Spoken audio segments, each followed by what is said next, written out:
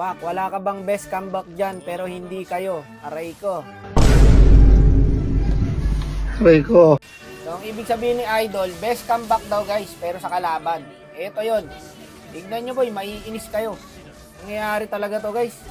Kahit gaano kayo kalamang, isang mali lang. Tamo, kuha lahat ng objectives. Invade pa. Hindi na nga alas makaingay yung kalaban dito guys. 8-1 no? Dito 10-1 na. Ito yung mga talo na mahirap itulog. Legit.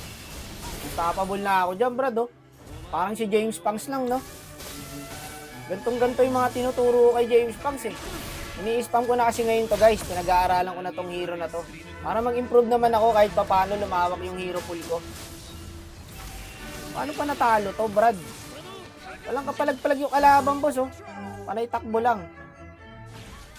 Hindi rin ako makapaniwalang natalo to guys. Legit. Tignan nyo. Isang error lang talaga. Dito pumapalag-palag na yung kalaban. Papansin ko nag-i-improve na ako boss kahit papaano ha. 15 matches na yata ako sa suyo guys. Paunti-unti lang boss, makakabisado ko rin to. Naniniwala ako sa sarili ko. Nagkaka-error pa rin kasi ako guys, kaya please, wag nyo po akong i-judge. Kakasimula ko pa lang po magsuyo. Pero tignan mo naman par, 15 matches pa lang ako niyan.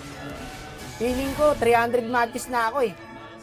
Ang lakas ko, 11-1. Kaya kung may papracticing kayong hero guys, sa rank game kaagad. Tapos lagyan nyo ng puso. Parang sa pagluluto lang yan eh. Pag sinamahan mo ng puso, masarap ang luto. At palaging tandaan na kahit na ano mangyari, huwag kang susubo. Huwag kang susuko. Practicing nyo lang ng practicing guys hanggang sa magamay nyo. Ako minsan nagpa-practice game ako eh. Mabalik tayo boy. Eto dito, pumapalag-palag na yung kalaban. Kaso pre, hindi na nila ako mapigilan. Isa na yata talaga akong halimaw. Oh, kita mo naman oh. Ito pa, tamos par, patay pa to. Gago, sakit. Sakit na rin yung Leslie. Endable daw, hindi. Ano ba talaga? Wala, hindi kaya. Isang minion lang eh. Eto na, dito na nagkanda leche-leche. 30 seconds, magkakalord yung Leslie. Hindi umalis sa mid. Ayun, nahila siya ng kadya. Ba't kasi nandiyan ka, boss? Tapos dito yung dalawa, sumunod din.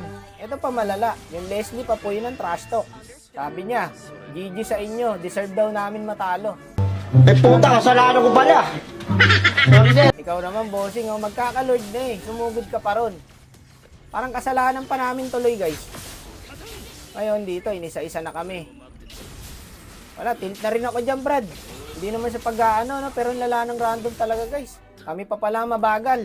Sabi ng Alice, Makati ka lang, boy. Ano standing ng Alice? 8-1. Awit sa'yo, tol! Yari ka sa Leslie, 1-8. Asim mo naman. Oh, wala ka pala eh. Kalabitin mo nga yung tenga. Asim ka pala eh. Anong nangyari? Nakuha ng kalaban yung Lord.